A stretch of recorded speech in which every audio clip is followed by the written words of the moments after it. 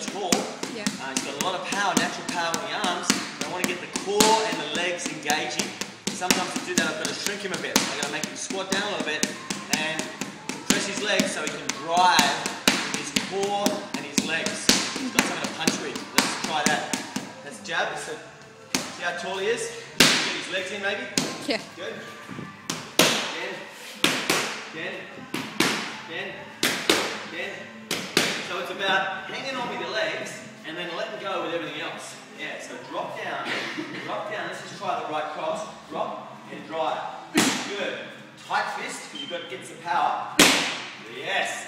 Drop and breathe. Good. Let yourself go. Yeah, just go for it. Go.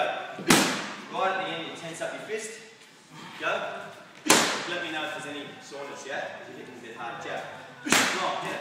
Watch out for the chicken wings. 1, 2. Go. That's it. I want to get some breathing. Get a mumble. Come on, nice. Go. Up. You can breathe out. Good. Good, mate. That's better. 1, 2. Yes. Cut. Not the big swing.